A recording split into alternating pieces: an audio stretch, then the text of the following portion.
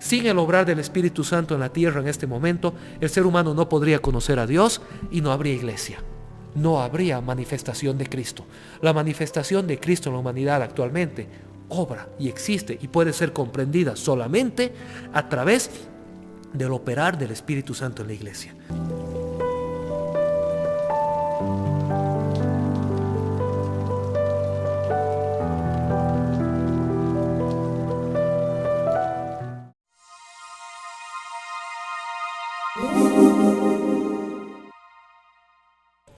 Los extrañamos muchísimo, extrañamos estar aquí en la iglesia. Hoy ya estoy aquí de vuelta, estamos de vuelta en Cochabamba, gracias a Dios. Un bonito viaje, un tiempo exitoso, de muchísimo trabajo, pero de mucho fruto en los Estados Unidos. Y bueno, hoy nos estamos grabando con este fondo de la iglesia y es porque realmente extrañamos tener este lugar lleno de todos ustedes. Extrañamos tener los sentimientos y el cariño y el compartir en el Espíritu todos juntos en el mismo lugar. Dios mediante, ya pronto vamos a poder estar de vuelta. Pero para que eso suceda, les tenemos que volver a recomendar lo que siempre recomendamos. Cuídense, por favor, mantengan distancia, usen el barbijo, etcétera, etcétera. Yo tengo aquí el mío, nunca lo dejo, me lo quito para poder grabar, pero es realmente importante y es necesario, y vacúnense. Según la información que tenemos en Cochabamba, a partir de esta semana ya están vacunando desde los 18 años. Por favor, acude al centro de vacunación y ponte la vacuna. Queremos volver a estar juntos muy pronto y queremos estar todos. Bueno, entremos al tema de hoy. Es un tema interesante, es un tema muy importante. ¿Sabes? No sé si has estado viendo programas de televisión últimamente o si has estado entrando a los perfiles de Facebook de tus amigos, de tus contactos, y algo que está muy de moda es esta frase, la frase "le doy gracias al universo", o que el universo traiga para mí la persona adecuada, o el universo tiene reservado un trabajo para mí, etcétera, etcétera, etcétera. Y usamos esta palabra universo casi de forma abstracta, como una especie de fuerza, una especie de poder que dirige nuestras vidas, que dirige el destino de la humanidad y, valga la redundancia, que dirige el mismo destino del universo. Y a veces incluso cristianos, hijos de Dios, utilizan este tipo de jerga sin entender realmente qué es lo que estamos diciendo. Y quiero que este momento al principio me tengas un poco de paciencia con algunos términos tal vez un poco grandes que los vamos a explicar y que después van a entrar en contexto y en el sentido de lo que hoy queremos hablar. Porque esta idea de hablar del universo como aquel que dirige la vida, del universo casi como una entidad, como un ser, viene de una amalgama, de una ensalada de varias filosofías, algunas muy antiguas, algunas más modernas, que básicamente en su esencia son ya sea ateas, deterministas o son lo que se llama panteístas. Y te voy a explicar qué quiere decir eso. El determinismo es una corriente filosófica que dice que por la misma naturaleza de las cosas todo ya está determinado. Entre paréntesis, para los que nos están viendo y son muy exquisitos, sí existe también un determinismo que es panteísta, es un determinismo del que vamos a hablar en un momento. Pero existe un determinismo ateo, que es el determinismo que está más de moda, el determinismo más común ahora, que nace de una idea 100% naturalista, de una idea filosófica en que solo la naturaleza se explica a sí misma, que no existen fuerzas sobrenaturales, que no existe un Dios, que no existen fuerzas espirituales ni nada trascendente al mundo natural, al mundo físico, al mundo biológico. Entonces, todo está determinado por la biología, por la química, por la física, por las leyes naturales. Y entonces, desde esa perspectiva filosófica, las decisiones que se toman, las cosas fortuitas que suceden, están ya predeterminadas por la configuración atómica, por la configuración microscópica, por la configuración esencial de la naturaleza. Entonces, cuando decimos el universo tiene algo reservado para mí, sin darnos cuenta, muchas veces estamos evocando este tipo de filosofías deterministas, ateas, en las que decimos que nosotros no tenemos control de nuestro destino, de nuestro futuro. ni tampoco tenemos responsabilidad en el mismo, sino que ya todo está determinado por una fuerza 100% natural, por una cantidad de reacciones químicas y bioquímicas en mi ser y en todo el universo que llevan las cosas a un fin. En el otro extremo está la idea del universo como una fuerza estilo la fuerza de Star Wars, estilo una entidad etérea que controla el destino de las cosas y es también determinista y es panteísta. ¿Qué quiere decir panteísta? El panteísmo es aquella filosofía, es aquella corriente del pensamiento muy antigua que ve deidades en todo, que hace que todo sea Dios. Entonces el viento es Dios, mi mouse es Dios, el café que me estoy tomando es Dios. Y todo lo que sucede a nuestro alrededor, de alguna manera, es Dios. Hay que tomar en cuenta una ligera diferencia, pero muy importante. No quiere decir que todo está controlado por Dios o que todo es creado por Dios, sino que todo conlleva la esencia de Dios. Y desde esta perspectiva, entonces, el universo es la máxima expresión de Dios. El universo contiene a Dios. Dios está inmerso en este mismo universo. Y entonces el universo maneja y teje las cosas de una manera abstracta que también determina nuestro futuro, determina nuestro resultado, determina lo que va a pasar con nosotros. Ambas corrientes entran en contraste directo con lo que dice la palabra de Dios y con lo que se llama la fe teísta. La fe teísta es la fe que sostiene que hay un Dios que es más grande que el universo. Usando palabras complicadas otra vez, un Dios que trasciende al universo. Este Dios es la causa, es quien ha creado el universo.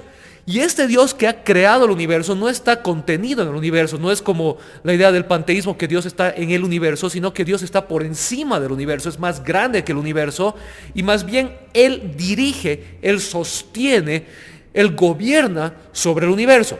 Entonces Dios no es el universo, Dios es más grande, está por encima, es diferente del universo, pero Dios dirige y Dios sostiene el universo. Entonces mi mouse, mi café, las plantitas no son Dios, son simplemente seres materiales o son objetos materiales que Dios está consciente de estos y los conoce y sabe que existen, pero Dios no está en ellos. Ahora, ¿por qué decimos fe teísta y no hablamos solo de cristianismo? Porque tanto la fe judía como la fe musulmana, como la fe cristiana, compartimos esta esencia teísta de un Dios supremo, de un Dios creador, de un Dios trascendente, de un Dios más grande. Ahora, entre el Islam, el judaísmo y la fe cristiana hay algunas diferencias profundas y hoy no vamos a entrar a analizar estas. Este es tema de otra cosa, porque hoy estamos hablando de esta comprensión actual de intercambiar universo por Dios. Y esta es una idea, como les vuelvo a decir, que nace de una corriente ya sea panteísta o atea que está permeando, ingresando a la mentalidad cristiana y confundiendo lamentablemente a muchos cristianos que están empezando a equiparar Dios con el universo y de tal manera están sin querer, inconscientemente muchas veces, negando a Dios. Ahora no quiero sonar legalista, no quiero sonar como que están buscando ahí como con qué molestarnos, nada que ver. Y si tú has puesto algo en tu Facebook o lo que sea sobre el universo, es un meme, reíte, no hay problema, nadie te está juzgando, no estamos apuntando a nadie. Pero quiero que entiendas de qué se trata esto, qué es lo que estás diciendo, tal vez subconscientemente o sin querer o inconscientemente, y qué es aquello que Dios realmente dice y quién es realmente Dios. Ahora, cuando hablamos de Dios, en nuestra fe cristiana conocemos un Dios trino, Padre, Hijo y Espíritu Santo. Y es casi evidente por sí mismo que cuando las personas se refieren al universo, no se están refiriendo ni al Padre ni al Hijo. Y es lógico porque cuando hablamos de Dios, muchas veces tenemos en mente al Padre. Incluso la misma Biblia muchas veces usa la palabra Dios intercambiable con la palabra Padre en el Nuevo Testamento, y en el Antiguo Testamento cuando se habla de Dios en sí, casi siempre, casi sin excepciones, se refiere al Padre. Entonces es sencillo entender y visualizar a Dios como el Padre. Y cuando hablamos del Hijo, hablamos de Jesucristo, es también evidente y es obvio porque Jesucristo se hizo hombre. Entonces tenemos en mente las imágenes que hemos visto desde chiquitos de Jesús. Entonces, normalmente no confundimos al Padre o al Hijo con el universo o con un ente o con una fuerza.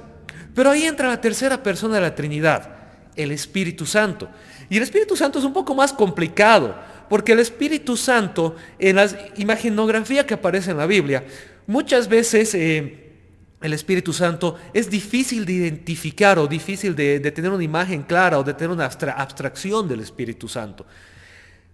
Y a esto se suma lo que Alistair McGrath en su teología cristiana dice: el Espíritu Santo ha sido la cenicienta de la Trinidad. ¿Qué quiere decir que ha sido la cenicienta de la Trinidad? Quiere decir que el Espíritu Santo, lamentablemente, en los tratados formales de teología, ha sido normalmente relegado a un apéndice. No se le ha dado mucha importancia. Muchas veces se ha tratado el Espíritu Santo solamente dentro de hablar de la Trinidad, o cuando se habla de Jesucristo, entonces se habla un poquito del Espíritu Santo. Ahora, esto es verdad en la teología académica, en la teología formal, en la teología occidental, en la teología europea, norteamericana. Yo le preguntaría a Alistair McGrath si él ha visitado Latinoamérica últimamente, porque nos damos cuenta en Latinoamérica que ha sucedido algo en los últimos 20 años que es muy importante. Y es el renacimiento, el crecimiento de la teología pentecostal, de la teología carismática. Y eso ha hecho que hoy en día en el mundo mayoritario, lo que es Latinoamérica, África y Asia, el Espíritu Santo ha entrado a ser el centro de la conversación cristiana.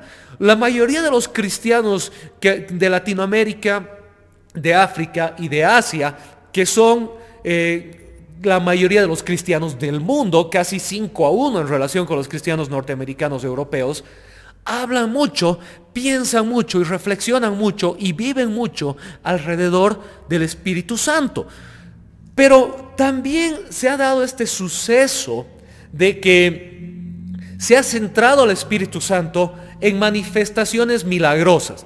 Entonces, en la teología pentecostal y carismática casi se ha reducido al Espíritu Santo a cosas como hablar en lenguas o tener manifestaciones de poder como caerse al suelo, tener carcajadas santas, sentir electricidades y una serie de cosas que son válidas y en muchos casos son reales y son importantes, pero no son el tema de hoy. Pero al hacer del Espíritu Santo básicamente una manifestación de poder en la iglesia, si bien se ha traído al Espíritu Santo al centro de la fe, se ha olvidado quién es el Espíritu Santo, de quién estamos hablando, qué nos dice la Biblia acerca del Espíritu Santo y quién es la tercera persona de la deidad que es tan importante y fundamental para nosotros hoy. Y de eso es de lo que les quiero hablar el día de hoy un poquito. Quiero que conozcamos al Espíritu Santo, sepamos quién es Él y sepamos por qué el Espíritu Santo no es el universo, no es equivalente al universo. Y cuando nosotros decimos que el universo me guíe, que el universo me dirija, estamos realmente afrentando, haciendo a un lado al Espíritu Santo, quien es hoy para nosotros posiblemente la tercera persona más importante de la Trinidad. Ahí me he trabado. Es la tercera persona de la Trinidad y es posiblemente para nosotros hoy el más importante. Y vamos a ver en un momento por qué.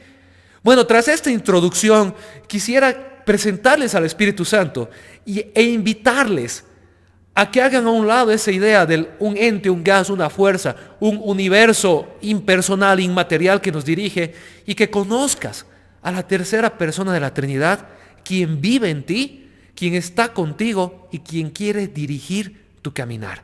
Bueno, comenzaremos entonces por lo que parece más obvio, pero no siempre es tan obvio.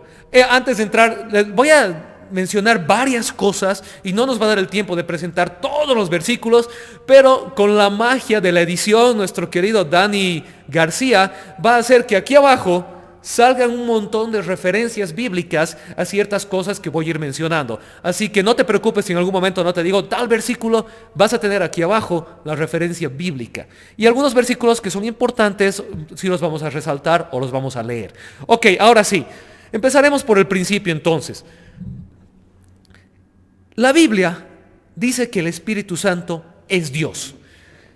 ¿Y cómo sabemos esto? Bueno, primero porque hay lugares en la Biblia en los que la palabra Dios y la palabra Espíritu Santo se usan de manera intercambiable. Es un juego de palabras para decir que los dos son lo mismo.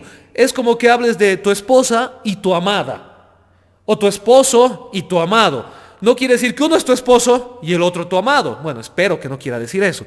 Lo que quiere decir es que estás hablando de la misma persona usando dos palabras diferentes. Entonces la Biblia muchas veces intercambia Dios por Espíritu Santo en una misma frase para decir que los dos son iguales. Uno de estos se encuentra en Hechos capítulo 5. En Hechos capítulo 5 tenemos la historia de Ananías y Zafira. Cuando Ananías y Zafira venden un terreno y van a dar su diezmo y mienten acerca del monto del diezmo. Y entonces Pedro los confronta. Ananías 5 vamos a leer a partir del versículo 3. Y dice así: Ananías, les reclamó Pedro, ¿cómo es posible que Satanás haya llenado tu corazón para que le mientas al Espíritu Santo y te quedaras con parte del dinero que recibiste por el terreno? ¿Acaso no era tuyo antes de venderlo? Y una vez vendido, ¿no estaba el dinero en tu poder? ¿Cómo se te ocurrió hacer esto? No has mentido a los hombres, sino a Dios. No has mentido a los hombres, sino a Dios. Fíjate el juego de palabras. Has mentido al Espíritu Santo, no has mentido a un hombre, sino a Dios. Entonces, aquí Pedro está equiparando al Espíritu Santo con Dios. El Espíritu Santo es también Dios. Otros versículos que hablan de lo mismo es 1 Corintios 3, 16, 17, 1 Corintios 6, 19, 20, que hoy no los vamos a leer, donde habla la Biblia de que somos templo de Dios y somos templo del Espíritu Santo. Y nuevamente hace esta equivalencia entre Dios y el Espíritu Santo. Más allá de que la Biblia menciona al Espíritu Santo como Dios, también la Biblia le da al Espíritu Santo algunos atributos que solamente Dios posee. Se habla del Espíritu Santo como aquel que lo sabe todo, es omnisciente. Se habla como aquel que está en todas partes, es omnipresente. Se habla del Espíritu Santo como aquel que es todopoderoso o omnipotente, a los que les gustan las palabras clásicas. El Espíritu Santo es eterno. Vamos a leer Hebreos 9, 14. El libro de los Hebreos, capítulo 9, versículo 14.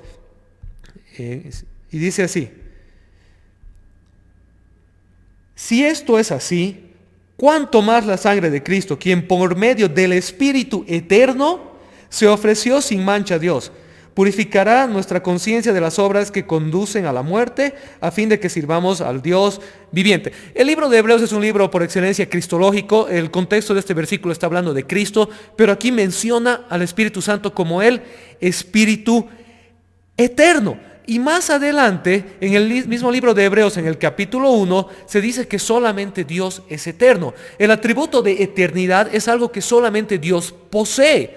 Entonces, a la Biblia decir que alguien es eterno, está diciendo que alguien es igual a Dios. Y como la Biblia también enseña enfáticamente que solo hay un Dios y no hay otro igual a Él, pues entonces la Biblia está diciendo por implicación que el Espíritu Santo es Dios. El Espíritu Santo tiene además la capacidad de transformar los corazones humanos, algo que solamente Dios puede hacer.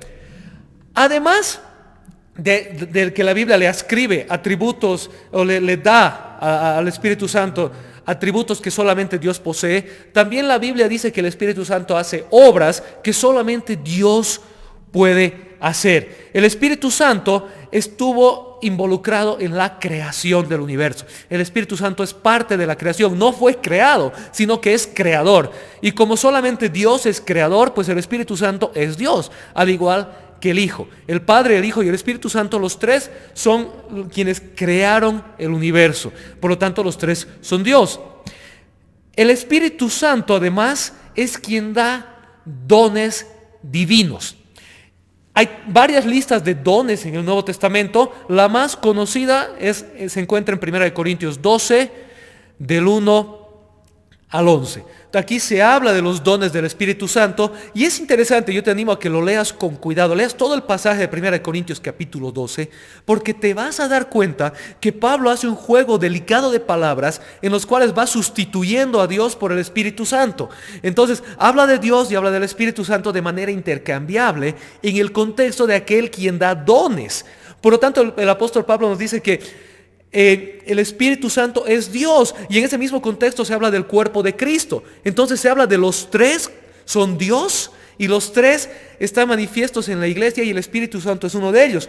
Y luego Pablo dice, el Espíritu da como Él quiere. Por lo tanto, el Espíritu tiene soberanía, otra cosa que solo Dios tiene. Fíjate cómo se equipara y se intercambia Padre, Hijo y Espíritu Santo en este contexto, y luego se le atribuye al Espíritu Santo una soberanía de decisión, algo que solo Dios puede hacer. Nadie puede decidir por encima de Dios, nadie puede decidir apartado de Dios, pero el Espíritu Santo tiene decisiones soberanas. Por lo tanto, el Espíritu Santo es Dios. El Espíritu Santo se nos dice que tiene autoridad sobre la iglesia que es el cuerpo de Cristo. Por lo tanto, el Espíritu Santo tiene autoridad sobre la manifestación de Cristo en la tierra, que es la iglesia. Por lo tanto, el Espíritu Santo es Dios. Si no, se estaría atribuyendo a sí mismo autoridad sobre Dios, cosa que nadie puede hacer. Además, el Espíritu Santo es aquel que nos ha dado las Escrituras. Vamos a leer dos pasajes clásicos al respecto de esto. Vamos a leer 2 Timoteo 3:16. 2 de Timoteo 3:16, van a disculpar, algo le ha pasado a mi, aquí está, se me ha movido un poco mi Biblia virtual. 2 de Timoteo 3:16, que dice así, todos lo conocen: toda la Escritura es inspirada por Dios y útil para enseñar, para reprender, para corregir y para instruir en la justicia, a fin de que el siervo de Dios esté enteramente capacitado para toda buena obra. Cuando dice que toda la Escritura es inspirada por Dios, dice que toda la Escritura es soplada por Dios, toda la Escritura es impartida por Dios.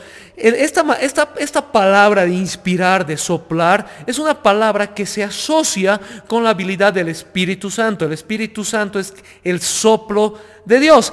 Y para hacerlo aún más claro, vámonos a 2 de Pedro 1:21. 2 de Pedro 1:21 lo dice de esta manera. 2 de Pedro 1:21 dice así: porque la profecía no ha tenido su origen en la voluntad humana, sino que los profetas hablaron de parte de Dios, impulsados por el Espíritu Santo. Los profetas, y aquí está hablando de la Escritura, en el contexto, si tú lees el contexto de 2 de Pedro 1, está hablando de la Escritura, de la palabra de Dios, y dice que la palabra de Dios no ha nacido de inspiración humana, no ha nacido de la mente humana, sino que ha nacido de parte de Dios por medio del Espíritu Santo. Entonces es el Espíritu Santo el que nos da la Escritura que es la Escritura de Dios. Bueno, entonces ya hemos visto que la Biblia es clara en decirnos que el Espíritu Santo es Dios. El Espíritu Santo no es menor a Dios, no es distinto a Dios, es Dios. Padre, Hijo y Espíritu Santo, los tres son uno, los tres son iguales, son un Dios en tres personas, y la Trinidad divina, y en esta Trinidad el Espíritu Santo es una parte fundamental. El Espíritu Santo es Dios. Y más allá de eso, el Espíritu Santo no es un ente, no es una fuerza impersonal, no es como la fuerza de la guerra de las galaxias, no es un universo inmaterial. La Biblia es clara en decirnos que el Espíritu Santo es una persona. ¿Qué quiere decir que sea una persona? ¿Qué te hace persona? ¿Qué es ser persona? Una persona es un ser que tiene conciencia de sí mismo. Es un ser que es relacional. Es un ser que se autopercibe y es capaz de manifestarse a otros. Entonces, una fuerza no tiene estas cualidades, porque una fuerza es inmaterial, es abstracta. Pero la Biblia es clara en decirnos que el Espíritu Santo no es así. El Espíritu Santo es un ser personal. La Biblia nos dice que el Espíritu Santo posee intelecto, tiene voluntad. El Espíritu Santo puede ser afrentado. El Espíritu Santo puede ser dolido, lo podemos lastimar, lo podemos ofender. El Espíritu Santo manifiesta amor. El Espíritu Santo es aquel que comunica y enseña.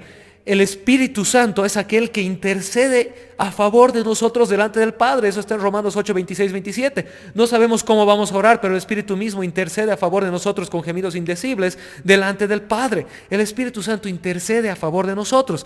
Y el Espíritu Santo obra milagros. Entonces, vemos que el Espíritu Santo es un ser personal, un ser que tiene percepción de sí y es capaz de manifestarse a otros, es capaz de comunicarse con otros, de darse a conocer, de relacionarse con otros y de ejercer su voluntad. Además de esto, el Espíritu Santo ha sido fundamental en la encarnación de Jesucristo. Sin el Espíritu Santo no tendríamos a Jesús. La Biblia es clara en Lucas capítulo 1 versículo 35 y en Romanos capítulo 8 versículo 11 en que Jesucristo se encarnó, en la encarnación virginal, en que la segunda persona de la Trinidad, el Hijo, el Logos divino, haya sido encarnado en el vientre de María, ha sido por obra del Espíritu Santo. Y luego en Romanos 8 se nos dice que Jesucristo resucitó por el poder del Espíritu Santo. Entonces, el principio y el final de la vida terrenal de Jesucristo ha sido obrada por el poder del Espíritu Santo. El Espíritu Santo ha sido fundamental en que nosotros hayamos tenido con nosotros a Jesucristo, en que la segunda persona de la Trinidad haya podido encarnarse. Entonces tenemos que entender que sin Espíritu no hay encarnación. El Espíritu Santo es fundamental en la existencia de la salvación, en la historia de la salvación, de la redención de la humanidad. Más allá de eso, el Espíritu Santo ha sido el que ha estado a través de todo el Antiguo Testamento, como hemos leído en segunda de Pedro, que el Espíritu Santo ha inspirado a los profetas para dar la palabra de Dios. Entonces el Espíritu Santo ya estaba activo en el pueblo de Israel, en el pueblo escogido de Dios. El Espíritu Santo era aquel que dirigía al pueblo de Dios. El Espíritu Santo se nos dice que descendió en el bautismo de Jesucristo. Cuando Jesús fue bautizado, el Espíritu Santo descendió en él. Ahora, eso no quiere decir que sin el Espíritu Santo Jesús no era Dios, o no era consciente de su ministerio, o no era consciente de su llamado. Absolutamente no. Jesús siempre fue Dios. Desde la encarnación hasta la resurrección, Jesús mismo era Dios. Pero lo que tenemos que entender es que el Espíritu Santo no fue ajeno a la obra de Jesucristo, sino que fue fundamental en la obra de Jesucristo. Por medio de la fuerza del Espíritu Santo la encarnación fue posible. Por medio del poder del Espíritu Santo la resurrección fue posible. Y al ser bautizado Jesús, el Espíritu Santo desciende en él como una manera de decir que él era efectivamente el ungido de Dios, que él era efectivamente el Mesías, que él era efectivamente el Hijo de Dios. Entonces el Espíritu Santo marca el beneplácito de Dios, la aprobación de Dios en la vida y la obra de Jesucristo. El Espíritu Santo entonces es fundamental. Ok, continuamos. El Espíritu Santo es además quien está activo en la humanidad. Y esto es otra cosa súper importante. El Espíritu Santo es el que regenera nuestro espíritu. En Juan capítulo 3, cuando Jesucristo habla con Nicodemo y le dice que le dice que es necesario nacer de nuevo, le dice que es necesario nacer de espíritu y de agua. Y este nacimiento de espíritu es solamente posible por medio del Espíritu Santo. El Espíritu Santo es aquel que le da la capacidad a los creyentes, la que nos da la capacidad a nosotros de vivir una vida que agrada a Dios. Sin el Espíritu Santo en mí, sin el Espíritu Santo en ti, no podemos vivir una vida que agrada a Dios. Se nos habla de esto en muchos lugares, pero el más clásico se encuentra en Hechos capítulo 1, donde Jesús le dice a los apóstoles que permanezcan en Jerusalén hasta que haya venido sobre ellos el Espíritu Santo y les haya dado poder para ser testigos de Cristo. En Hechos capítulo 2, esto se hace realidad en el día de Pentecostés, cuando el Espíritu Santo desciende sobre la primera iglesia, y a partir de ahí el Espíritu Santo ha sido presente en la iglesia por toda la historia. Entonces, el Espíritu Santo es aquel que nos empodera, es aquel que nos califica, que nos da la capacidad de vivir una vida que agrada a Dios y nos da la capacidad de ser testigos de Dios con poder. El Espíritu Santo es aquel que nos identifica con Dios. Y aquí sí vamos a leer un par de versículos. Vamos a leer primero Efesios capítulo 1. Vamos a esperar que abra el versículo. En Efesios capítulo 1 versículo 13 dice así: en él también, está hablando de Cristo, en él también ustedes, cuando oyeron el mensaje de la verdad, el evangelio que les trajo la salvación y lo creyeron, fueron, presta atención, marcados con el sello que es el Espíritu Santo prometido. El Espíritu Santo nos marca, nos identifica con Dios. El Espíritu Santo nos hace ser parte de Dios. Y vamos a leer en Romanos capítulo 8, que es un capítulo por excelencia que habla del Espíritu Santo. Y Romanos 8, versículo 16 dice así: el Espíritu mismo le asegura a nuestro espíritu que somos hijos de Dios. Y esa palabra segura incluso tiene una connotación de amalgama. Quiere decir que el Espíritu Santo se une a nuestro espíritu de tal manera que tenemos una unión espiritual con Dios, y esa unión espiritual que sucede por medio del Espíritu Santo nos asegura que somos sus hijos. Quiero que me entiendas, el Espíritu Santo es aquel que te identifica con Dios, es aquel que hace que sea posible no solo que conozcas la voluntad de Dios, no solo que seas empoderado por Dios, no solo que seas dirigido por Dios, sino también que seas identificado con Dios, que participes de la relación de amor de Dios. Esto en palabras formales teológicas se llama teosis. Teosis, que se traduce, es una traducción un poco difícil, forzada, divinificación, que quiere decir, deificación. Esta es una idea que nace desde los tiempos más primitivos de la iglesia, desde los padres apostólicos de la iglesia, desde el siglo II, y empiezan a hablar de esta teosis, de esta idea de deificación. ¿Qué quiere decir? No quiere decir que nosotros somos dioses o nos hacemos dioses, no nos divificamos, no nos hacemos Dios, sino que nos deificamos en el sentido de que por medio de la presencia del Espíritu Santo en nosotros, Dios nos invita a una relación íntima con Él. La relación de amor que existe entre el Padre y el Hijo desde la eternidad es una relación que ahora por extensión nos ha sido dada en el Espíritu Santo. Ahora nosotros somos hijos de Dios, somos adoptados a esa relación con Dios. Tenemos una relación eterna con el Dios Padre y el Dios Hijo, en el cual nosotros participamos del amor eterno de Dios. Como Dios ama al Hijo, Dios nos ama a nosotros, porque nosotros somos receptores del Espíritu Santo. Esto es suficiente como para que nuestra mente estalle. No sé si alguna vez has parado a reflexionar, a pensar en esto, en el hecho de que Dios te ha invitado a ser partícipe de su relación íntima. Dios te ha invitado a ser partícipe de la relación de amor que existía desde la eternidad entre el Padre y el Hijo, y que ahora ha sido extendida a nosotros como hijos adoptivos de Dios. Así como Dios amaba y ama a Jesús, Dios te ama a ti y a mí por medio del Espíritu Santo en nosotros. Así que el Espíritu Santo es aquello que nos une a Dios en amor eterno y perfecto. No sé si hasta aquí te has empezado a dar cuenta la importancia, el valor del Espíritu Santo. El Espíritu Santo es Dios. El Espíritu Santo es una persona que se relaciona con nosotros, que tiene voluntad, y que el Espíritu Santo ha sido fundamental, ha sido el que ha operado, ha obrado la encarnación de Jesucristo, desde que Él ha descendido al vientre de María hasta que Él ha sido resucitado. El Espíritu Santo ha sido dado a la iglesia, y el Espíritu Santo en la iglesia es aquel que nos abre los ojos para poder conocer a Jesucristo. Es aquel que nos identifica con Dios, que nos sella. Es aquel que se hace uno con nosotros para regenerar nuestro espíritu, para que podamos conocer y hacer la voluntad de Dios, y es aquel por medio del cual somos partícipes del amor de Dios y de la relación con Dios. El Espíritu Santo no es un ser inmaterial, etéreo, no es el universo, no es la fuerza, no es un gas, es una persona que te está llamando a una relación profunda, íntima y real con Él. Y el Espíritu Santo, ya lo hemos dicho antes, es aquel que imparte dones a la iglesia. Es aquel quien decide quién es quién y quién hace qué dentro de la iglesia. Y Él no tiene favoritos, Él no lo hace arbitrariamente, Él lo hace en base a su voluntad soberana.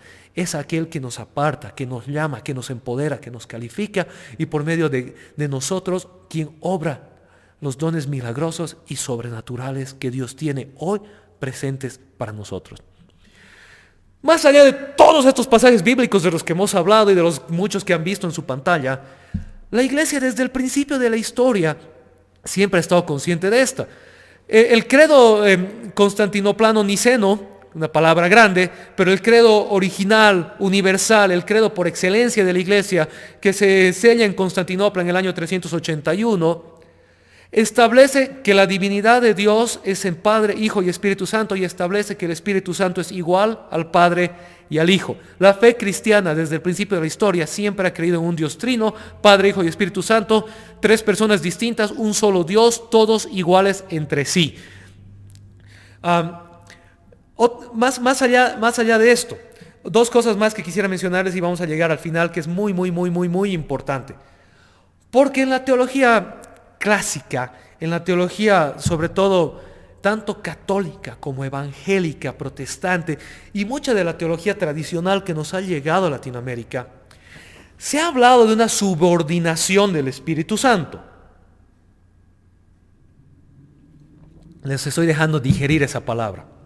Una subordinación del Espíritu Santo, que quiere decir que se ha dado a entender casi que el Espíritu Santo es inferior al Padre o al Hijo, que el Espíritu Santo depende del Padre y del Hijo, no puede hacer nada sin el Padre o el Hijo.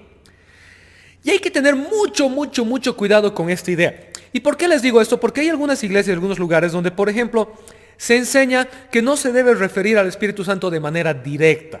Se enseña que no se puede orar o hablarle al Espíritu Santo, que no se puede agradecerle al Espíritu Santo, que no se puede pedirle algo al Espíritu Santo, porque el Espíritu Santo depende de Jesús, depende del Hijo.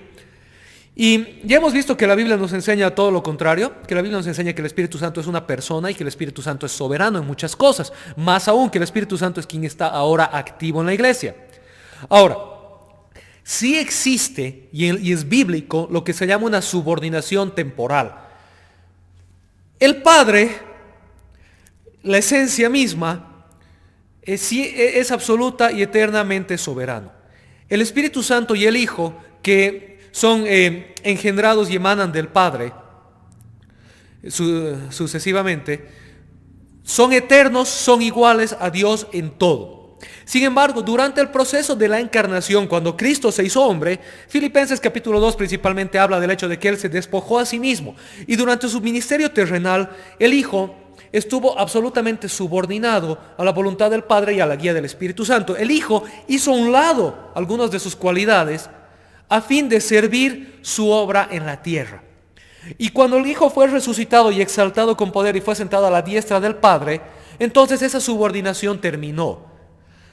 Y dice que el Espíritu Santo fue dado a la iglesia por el Padre y por el Hijo. El Espíritu Santo fue dado a la iglesia. Entonces, durante esta era que nosotros vivimos, durante este periodo de la iglesia, quien está activo en medio de nosotros es el Espíritu Santo. Y durante este periodo, Jesucristo dijo que el Espíritu Santo no hace nada diferente o independiente a la voluntad del Padre y del Hijo. Y también dice que el Espíritu Santo no hablará por sí mismo, sino que traerá a memoria todo lo que yo les he enseñado. Está en Juan 16. Entonces, durante este tiempo se habla de una subordinación del Espíritu en el sentido de que el Espíritu en este tiempo está obrando una glorificación del Hijo. El Espíritu Santo está llevando a las personas a glorificar al Hijo. El Espíritu Santo está llevando a las personas a recordar y a entender la obra salvífica de Jesús en la cruz. Entonces, en este tiempo el Espíritu Santo, su labor principal es apuntarnos hacia Jesús. ¿Por qué? Porque en Jesús es donde está la salvación. En la fe en Jesucristo es donde hay salvación. Hechos 4:12, no hay ningún otro nombre bajo el cielo dado a los hombres en quien podamos ser salvos, solamente Cristo. Juan 14:6, yo soy el camino, la verdad y la vida. Nadie viene al Padre si no es por mí. Y muchos versículos más donde se nos habla de que Jesucristo es el único vehículo de salvación. Nuestra fe en Cristo y la obra de Cristo en la cruz es aquella que nos da salvación. Y el Espíritu Santo nos está apuntando hacia esto, hacia esta salvación. Por lo tanto, existe una especie de subordinación temporal del Espíritu al Hijo. Pero no quiere decir que el Espíritu es inferior al Hijo o que depende del Hijo, porque como ya hemos visto, el Espíritu Santo es también Dios. Es igual al Padre y es igual al Hijo, y el Espíritu Santo es una persona. Entonces, cuando se habla y encuentras en la Biblia estos versículos donde dicen que el Espíritu Santo da gloria al Hijo o hace la voluntad del Hijo, depende del Hijo, es verdad. En el contexto de la iglesia, en el contexto de lo que el Espíritu Santo está haciendo para llevar a las personas a la fe. Pero también la Biblia habla de que el Espíritu Santo es soberano en la iglesia. Y hay cosas que Él hace de su propia voluntad. Como por ejemplo, dirigir a la iglesia, dar dones a la iglesia, etcétera, traer palabra a la iglesia, dar iluminación, ilustración, y en la época de la escritura, haber inspirado la escritura. Entonces hay cosas que el Espíritu Santo hace de su propia soberanía.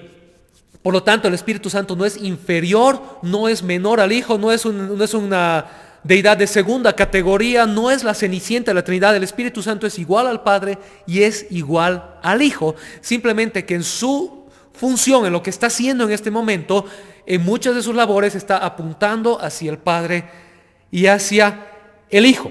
Y algo muchísimo más importante, y esto quisiera que tomes en cuenta.